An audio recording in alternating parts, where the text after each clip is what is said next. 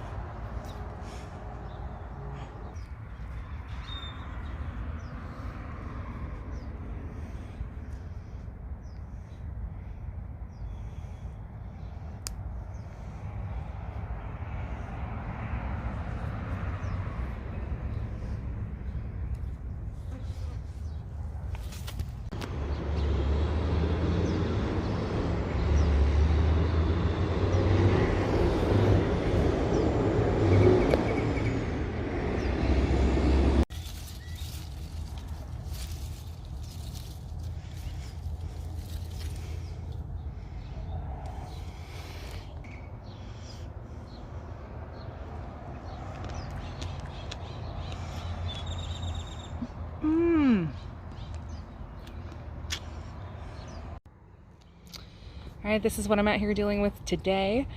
My plan is to cut back the chives and dehydrate what's good, and cut back the mint as well. It looks like something has kind of started going wrong with it. I think it might be powdery mildew, which I have never seen before in my life. But I guess it is something that we have to think about here. I need to do a little bit more research, but I think that stuff is just basically going to get cut and thrown into the green barrel, and not composted, because I'm not sure what's going on. But I'm going to cut it back and get this all cleaned up so that there can be some more airflow in this bed, and hopefully that doesn't happen again. But yeah, that's my main job for this morning.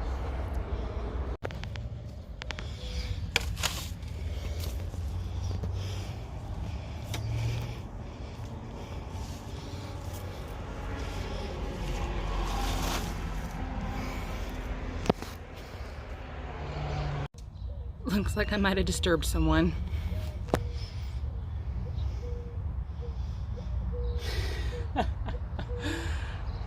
Sorry. All right, so here's what we're looking at. That was pretty fast. And I just have to look up, dealing with powdery mildew in garden beds.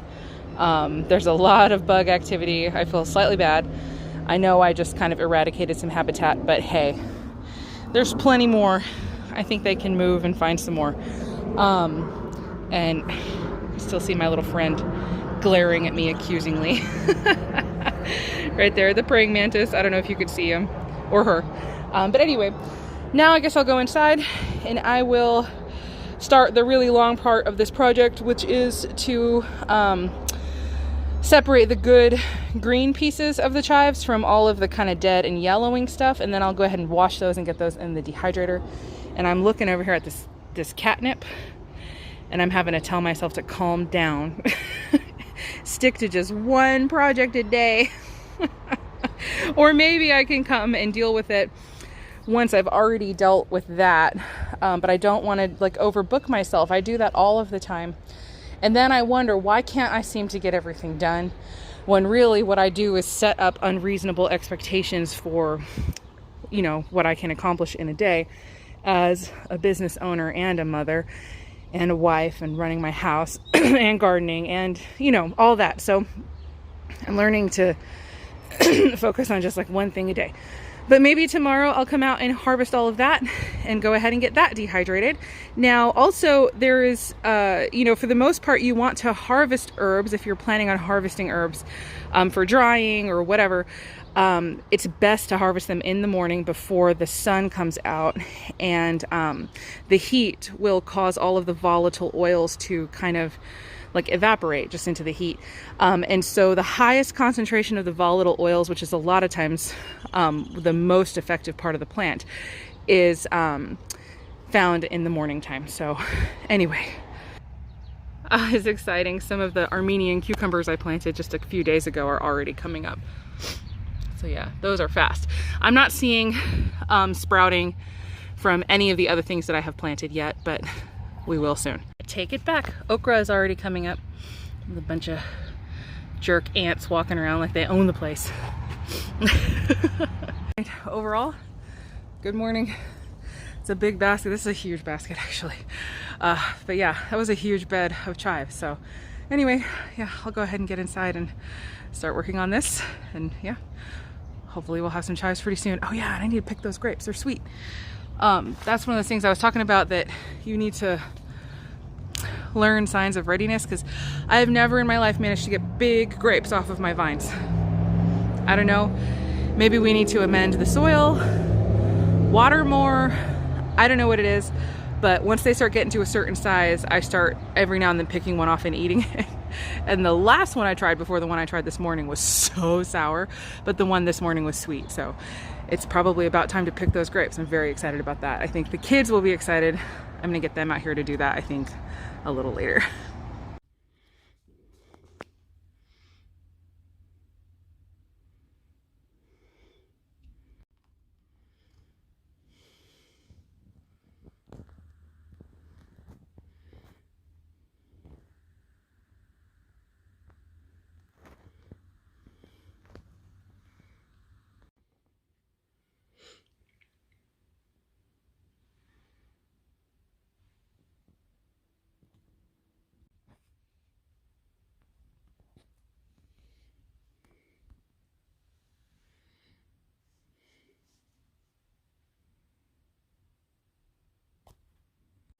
Sage just made her appearance.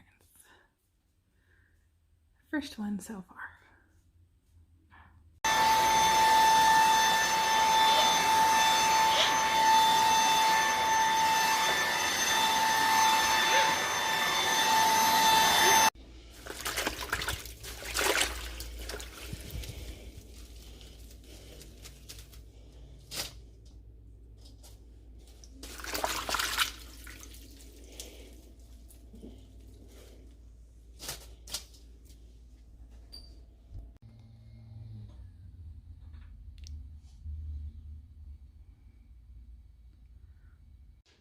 All right, now we just spread them out on the trays, and I'm going to dehydrate them at 95 degrees for as long as it takes.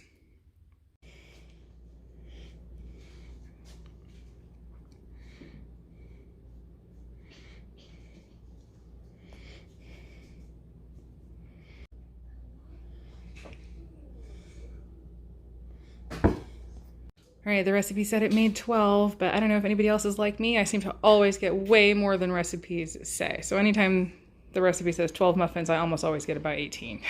So I don't know. Okay, so here are all of my dishes I need to do, and I do need to do them. I can't believe how many measuring cups that recipe used, so unless those muffins are like insanely good, I probably won't be making it again. It just used, I will still link it down below, but it used a lot of weird measurements, like 1 1/4 cup, 1 3/4 of a cup, one, you know, so you have to like pull out a million measuring cups to make that work. And so that's just not my favorite. But yes, I have stuff in the oven. I'm getting ready to start on the next step of our breakfast. And so our anniversary was over the weekend, and I bought some bottles of the Just Egg because Adam absolutely loves it. He's actually off work today too. He took off today, which is Monday. He took off today and tomorrow, some extra days to just hang out together and sort of have an extended anniversary time, because like we didn't go anywhere or do anything fancy. We did what we love to do, you know, but it's like spending time together is our big thing. Like we'd rather just spend time together than, you know, go off somewhere. And I don't know. Anyway, but he loves this stuff. So I bought it to have for our breakfasts on these days. This is the last bottle that we have right now, but I'm going to go ahead and make this while he's, you know, off doing yard work. He's happy to come in to this. So this is one of the sort of processed vegan foods that we do buy. For the most part, we don't. So we sometimes purchase like a Beyond thing, but almost like really almost never. If I want a ground beef or a ground meat feel, here, let me show you, or let me show you me. Although now I'm like, do I want to show you me? Because I haven't cleaned up from working outside yet. So anyway, if we want that kind of ground beef, ground meat thing, I just use TVP, which is also, I guess, technically kind of processed, but it's just like soy flour. And that's it. There's nothing else in it. But this is one of the things we get. Although even this, you know, the ingredients are not too bad on it. It's mainly mung bean. The thing is, Adam loves this so much. So for him, one of the foods that he misses being vegan is scrambled eggs. And so this was only in the last few months that we decided to even give this a try for the first time. And it was like, he loved it so much. He said, he basically said, I didn't think I missed scrambled eggs, but apparently I do. So, because he truly loves this stuff. So basically I'm going to make this up with some of our Southern style hash brown potatoes in a skillet and just make like a little breakfast hash. We'll have that with some greens and Ezekiel tortillas, and then also some muffins, and just sort of let that be our breakfast. But yeah, it is. So I just try to be totally transparent. We do buy this one. It is really good. It's actually, it's quite delicious. So if you are also vegan, or if, you know, for whatever reason you can't have egg, or you used to, now you can't, or something, or you miss scrambled eggs or whatever, look into this stuff. And I'll go ahead and put this right here. Let me see, will it focus? Yeah, there it goes. So there is the back. You can go ahead and pause it and, you know, look at it, just to see if it'll work for you. But yeah, we do that now every now and then. And so basically it works out usually to be about $3 for the equivalent of 8 eggs. And that's where we get it at Whole Foods. It's almost always on sale. Sometimes it's $4 for the equivalent of 8 eggs. So honestly, at the prices that we were paying for our pasture-raised highfalutin eggs before we went vegan, this is a deal. So anyway, I guess we'll go ahead and actually get started on that. And my dish is so many measuring cups to wash. And that's the thing too, like I have to actually wash them because of how many I just used. And I'm going to need them later because I'm also going to make some bread, like some sourdough and stuff like that. I need my measuring cups back. So yeah, this recipe may be very yummy, but I don't like how many of my things it used. So anyway, all right, I need to quit my whining. That took less than 5 minutes. All right, pretend eggs and muffins are all done. So, ready to eat. All right, so one thing I'd like to share is over the weekend I got a new, to me, bread maker off of Facebook Marketplace. It was $20, which seemed like a pretty good deal. It arrived kind of filthy, or I picked it up and it was kind of filthy. There's like a scratch right here. I don't know. I'm wondering if this was a good choice. I had the other bread maker I had for years. I actually picked up for less than $1 at a church rummage sale. The entire, they gave me like a huge box of stuff. The entire box was $1 and there was a bread maker in it and it worked perfectly and it worked for a very long time. But then I eventually kind of downsizing, simplifying my kitchen, got rid of the bread maker. So I have decided to try having one again to potentially help out a bit with some of the things that I do, because we definitely do make all of our own bread. But lately, even though sourdough is not that big of a deal, like you still have to kind of time it just right. And I still would love to be able to have the freedom of, say, in the morning deciding it would be nice to have some bread with dinner and then being able to just do it, because I do sourdough and I don't really do like yeasted breads and all of that. So to be able to have the freedom of doing something like that again would be pretty great, especially for a night like tonight. For instance, we're going to be gone not getting home until, 6:30, 6:45-ish. So my plan is to have a soup in the Instant Pot and fresh bread, hopefully, in the bread maker, and have that be a nice combo. Hopefully that will work. So being able to do stuff like that, but also just making doughs, pizza doughs, et cetera, et cetera, et cetera. So yeah, hopefully it's a good thing. One other slightly disappointing thing is whoever used it before clearly used metal utensils to get the bread out.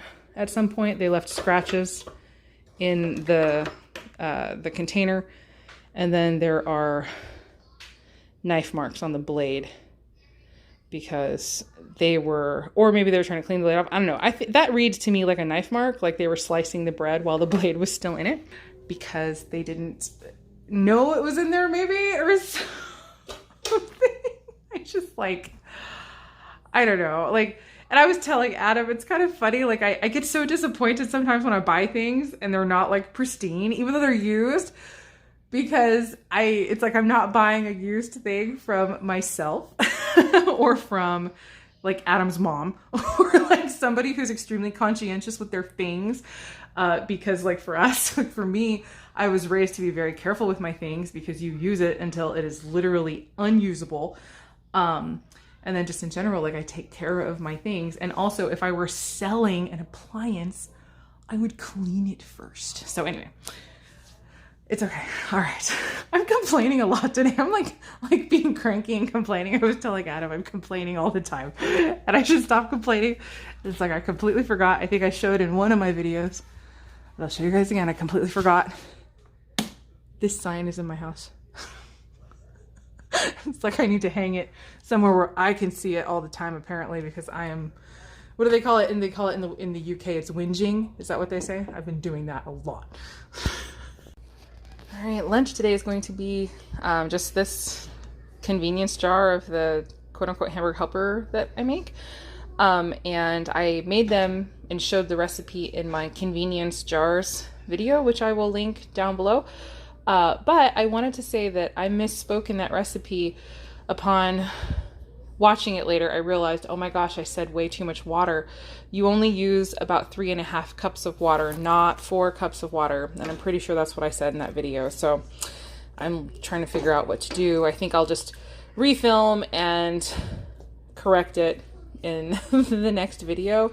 But yeah, so it's sitting now at this point. The gravy is kind of thickening up and it'll be ready to go pretty soon.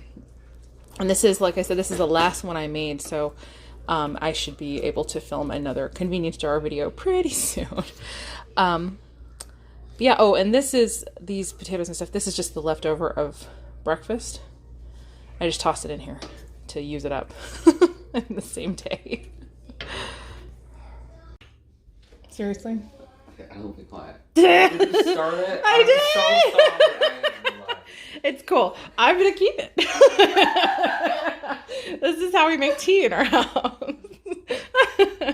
Anyway, tea is very serious. We are getting ready to sit down to watch some of The Crown, which requires that we make tea bags or teas.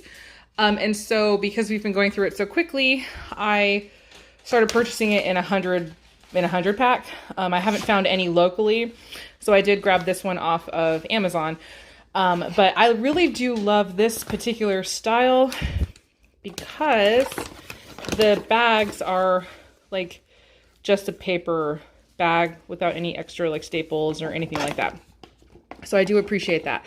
Anyway, this is a 6-cup French press, and we just brew it without the press part.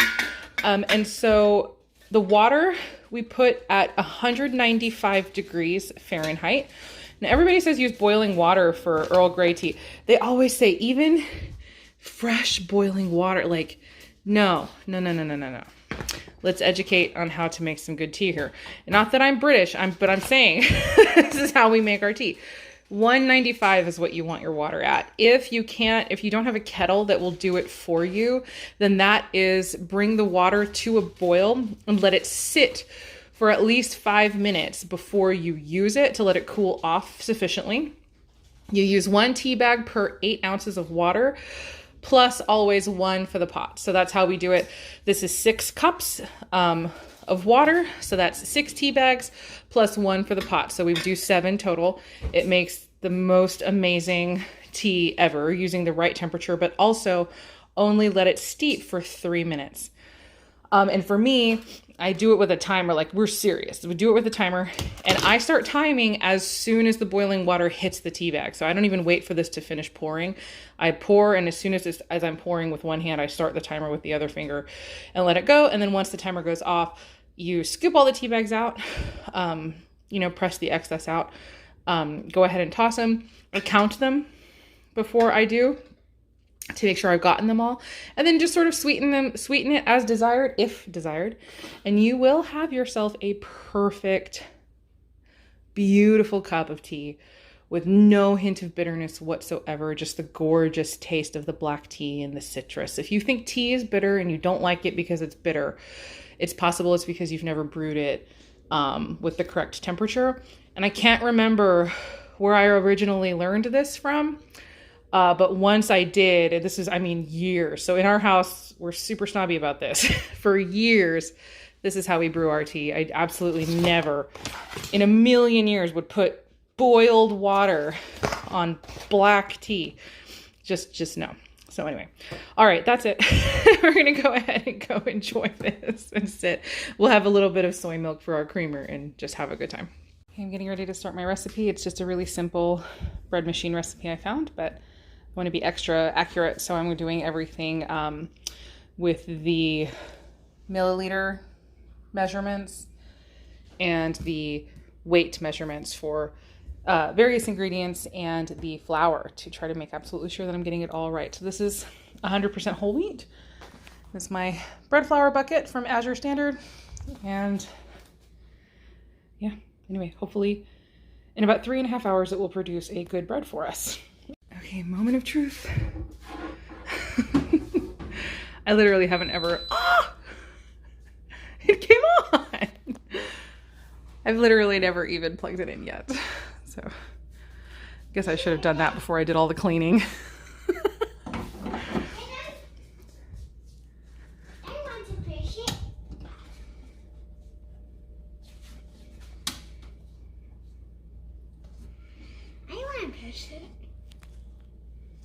Is there a click? Did you hear like the click or?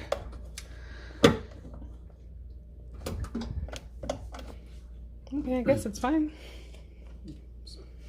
Sorry. I really want to push it.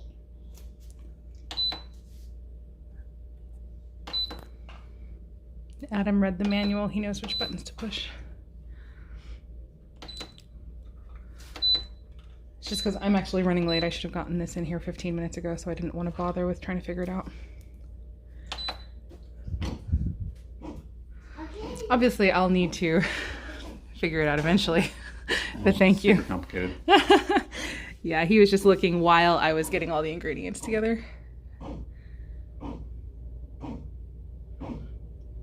wonder if it's supposed to be that slow. All right, well, I guess we'll come back. Hopefully it does what it's supposed to do. All right, it appears to be a dough. So, yeah. Okay, I'm checking on the chives. I put the dehydrator out here. I'm dehydrating out here now so that it's not heating up the house. But also because it is hotter in this room. This room doesn't have AC. Let's see. Oh yeah, they're a little bit more brittle. But yeah, they are going to take a while. And I know that. I'm just sort of checking on them to see how it's going. But, all right. And I'm getting ready to throw together our lentil barley soup for supper. This has become one of my absolute favorite recipes. I actually make it almost completely from my dehydrated goods and my dry stores. Let me show you what we've got going on here. All right, so I just wrote the recipe down. I've used it so much, I need to just go ahead and make a recipe card for it. But I want to make sure I'm getting the measurements correct for all the dehydrated goods, even though, I don't know, I'm not I'm not super clear on that right this second. I have to kind of go look at my notes as far as what the ratios are of, you know, how much equals what. But basically, this recipe just uses pearl barley and red lentils, and potentially if you dehydrate all the veggies, it's using onion, carrot, corn, bell pepper, celery, and greens are not in the recipe actually. I'm just adding these myself because I don't know, I kind of can't really make a meal that doesn't have some greens in it. Or somewhere. You got to throw greens in somewhere, even if it's on top or, you know. But this way, I'm just going to use these dehydrated greens from my garden in the soup. So yeah, I will put this together, and like I said, I will link this recipe down below. But once I get this like perfectly figured out, math-wise or whatever, I will probably post my own recipe video, and I don't know if that's... You guys let me know in the comments down below, like because I will link the original recipe, of course, but it's for me personally, especially now that I have become somewhat of a, you know, a content creator myself. What is the line where I'm allowed to post something that like somebody else came up with? If I change it, like how much of it do I have to change? And I think you honestly, please, I want you guys to let me know what is your opinion. I feel like this is a legitimate way to share this recipe on my channel, because I have taken this woman's recipe. It says Ruchi's Kitchen, and now I'm like, is it Ruchi? Like the vegan Ruchi? But I don't know. So anyway, because the lady looked different. But anyway, it's Ruchi's Kitchen. And so she's made an absolutely amazing recipe. But I have, as kind of like a prepping channel and somebody who has a whole bunch of dehydrated foods on hand, I have adapted it for use with my own dehydrated foods and my own dry food stores. So I can adapt it and then show what I do while still crediting her with the original, right? I'm still, like I'm still working through it. So anyway, yes, giving her all of the credit for the original recipe, which is delicious. We love it. And like I said, this has become a staple in our house. We have it pretty often now, so I really like it. Especially because it's super fast to throw it together. But I do need to throw it together because we do need to leave, so I have to stop talking. But I will give you a shot of the Instant Pot before I close everything, and you can just see just all the dry stuff floating around in there. And this is like one of my favorite kinds of recipes, especially for a night like tonight where we're going somewhere. And then when we get home, we're getting home late. So hopefully the bread maker will have worked and we'll have some fresh bread to go along with this absolutely wonderful soup. But yeah, it's super easy. I don't do any of the saute or anything that she has in her recipe, although I'm sure that if I did, it would be even better. But it is definitely wonderful enough as, you know, just a dump and go recipe. This is the Worcestershire sauce that I use. It is vegan. I get it off of Azure Standard, and I'm not meaning to be just like a constant commercial for them. I genuinely do get a huge amount of our food there. But I have seen plenty of other YouTubers who use Azure Standard talk about this, and they are not vegan, and they say this is like the best Worcestershire sauce that they have ever used. And I agree, it's delicious, and it just sort of happens to be vegan. But as an FYI, vegan Worcestershire sauces do exist, and so sometimes you might have to hunt to find them in, say, a health food store or something, or if you do order through Azure Standard, I just thought I would point out that they do have this one, and it is vegan, and you don't have to hunt for it at all. Okay, here is the soup with pretty much all of the dry goods. The stock I used was just a vegetable stock bouillon base I get at Costco. I use my bottled lime juice, and then this is just what it looks like with all of the dry goods in there. And probably the next shot that you see will be of the Instant Pot opening with the soup, and you can see, you know, exactly what it ends up looking like and how these things end up reconstituting. I've done it before many times. Everything reconstitutes perfectly. Spoiler alert. Okay, off we go. I smell bread smell. Oh my gosh. Oh,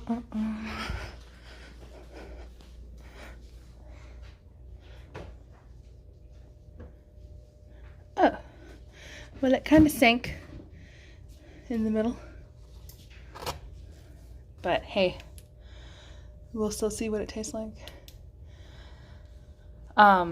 It is 100% whole wheat loaf, so it might not have the same kind of structure. Or whatever. We'll see what it's like when we cut into it. All right, here is the soup. It's like super thick, like a stew.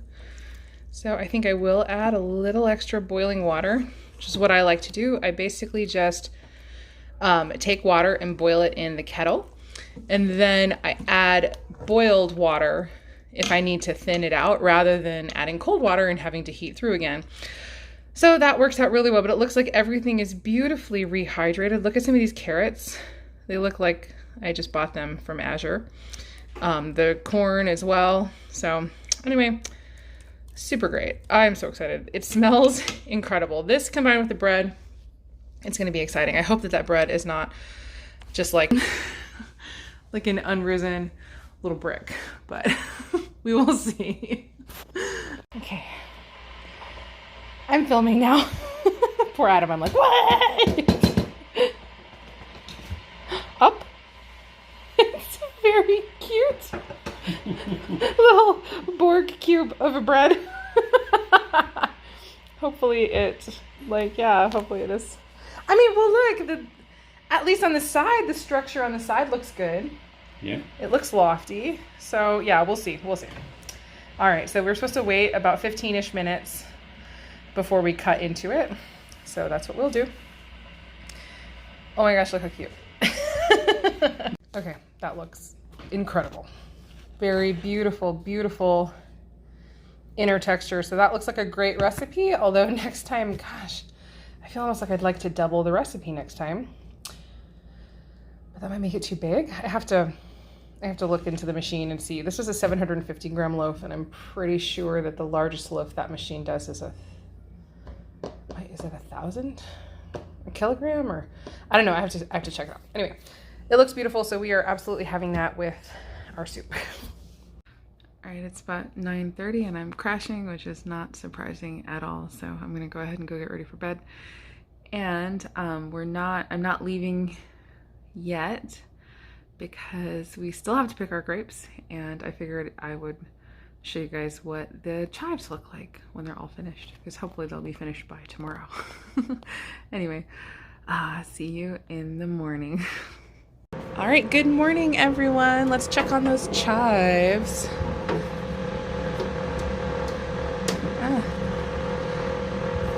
Still like, I feel like I remember this from the last time I tried to dry chives, that they never got dry. Now, of course, these are not like regular chives. These are garlic chives. So I think, oh funny, though those are looking a little better. I know I'm not supposed to, but I'm going to increase the temperature. This is not, it's not a medicinal herb. I'm not worried about losing volatile oils and making the, you know, the subsequent dry plant matter ineffective. So I'm going to go ahead and just turn it up to the vegetable setting, which is what I feel. It's so dusty. Anyway, I feel like garlic chives are more of a vegetable. So we're gonna see, and if I end up with completely flavorless chives, then I will know. But I don't want to leave this running for, I don't know, I don't want to leave it running for days waiting for those chives to get dry, because I feel like this is the last time I tried to dry chives. This is what happened. It never really got dry. So I'm increasing the temperature, and then we will see. All right, well, I can't decide if I'm going to be cutting this back or not. This is going to be quite a lot. Not only cutting and actually processing, but also like sorting, because some of it is really beautiful and green, and some of it is just kind of like lackluster, like old looking.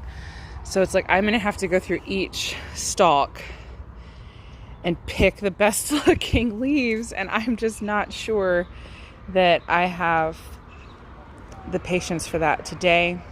Or not even the patience, the time. This is going to be a huge project.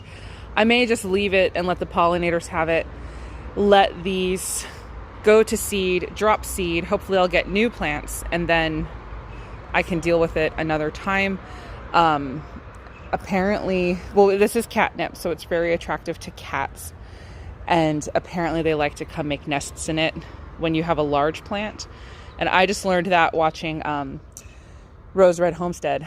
And it's funny because I used to wonder why on earth is like my catnip all open like that. And I was wondering if it was the cats. And now I know it's the cats apparently come in at night and roll around in my catnip. So anyway, yeah, I don't think we're going to be doing this project today. Yay. Adam is still off work. He's so wonderful. Even if I were like, I want to do this project today, it's going to take our whole day, he would just say yes. You're so nice.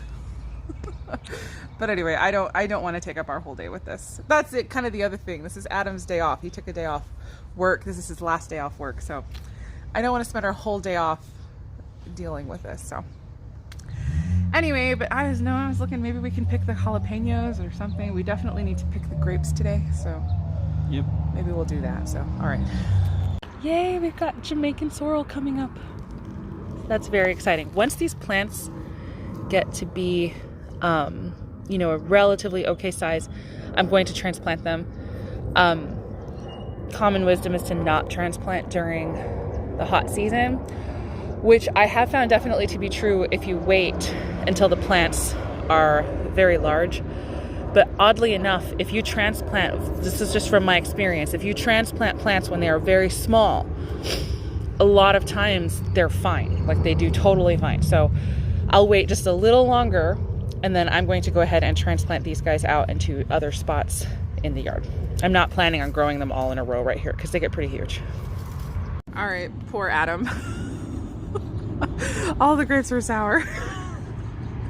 And I'm trying to figure out which bunch was I picking off yesterday that the grapes were so sweet. Like, it was delicious, and I can't find it. So, yes, the chives are not done. I'm not picking the catnip, and the grapes aren't even sweet. So that was totally worth keeping you guys around for the morning. I didn't know where you went. You were already out here working.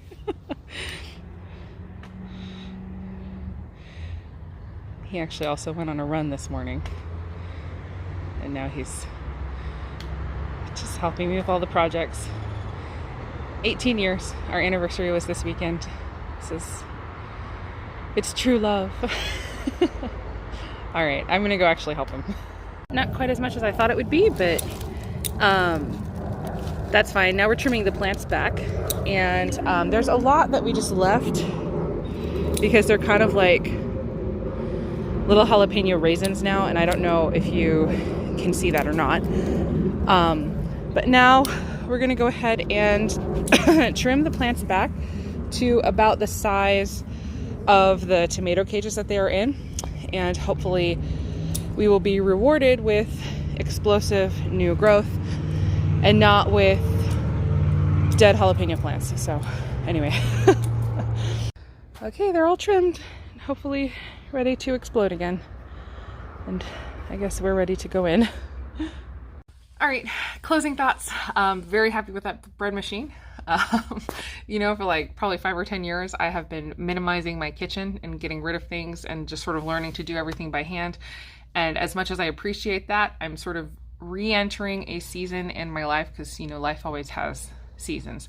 And I think that that's kind of one of the mistakes that you can make, I can make for sure, like getting locked into a certain season or thinking that the decisions that you make in this season of your life are now the decisions that will serve you for the rest of your life. And maybe sometimes they are, but for certain things like minimizing the kitchen, getting rid of extra appliances served me very well in the past 5-ish, 10-ish years.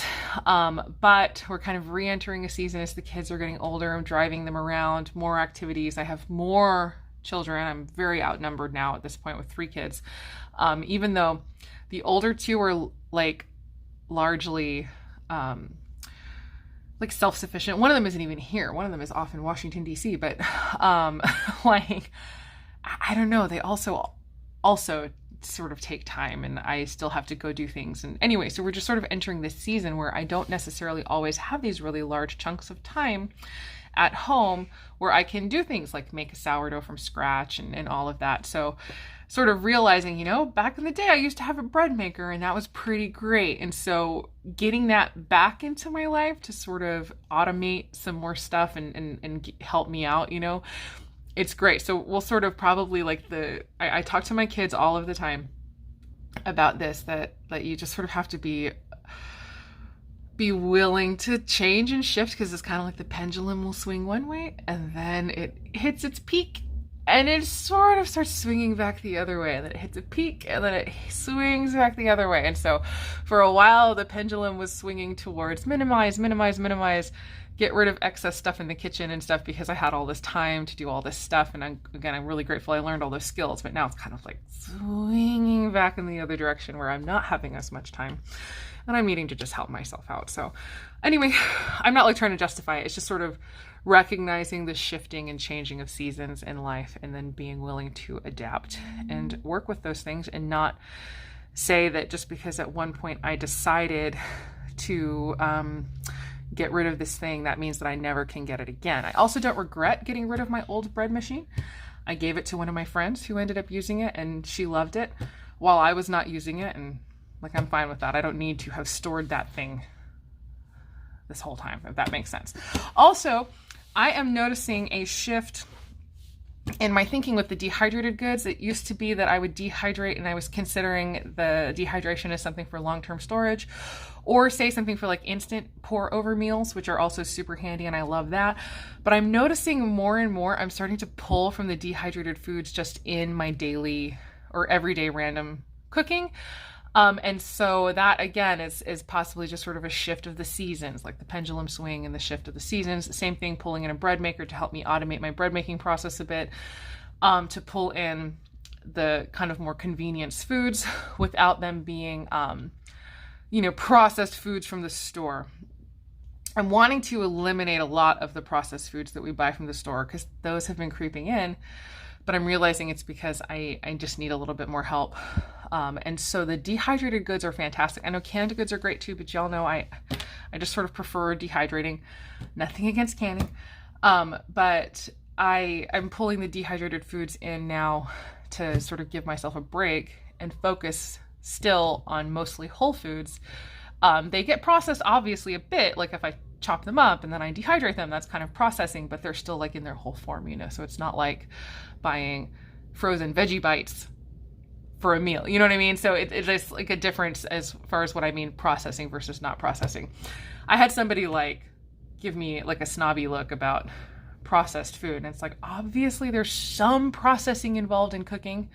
If you're cooking, like if you pick the apple off the tree and you rub it on your shirt and then you take a bite, okay, maybe that's not a processed food, but like if you turn that same apple into applesauce, like unsweetened applesauce, it's not like, I mean, it's been processed, but it's not like not the thing it is anymore. Do you know what I mean? Like, I don't know. I feel like there's a slight difference. Maybe a difference is, it's a difference between processing and preparation, maybe. Regardless. Okay, that's it. So those are kind of my closing thoughts. And so shifting, stuff brought into the kitchen to help me out, and then utilizing the dehydrated food in more everyday cooking, and stop thinking of it as something like a long-term thing. All right, so that's it. So hopefully you got something good out of that today. Thank you for joining me. As always, I hope the rest of your day is good and your life stays wonderful. See you guys in the next one.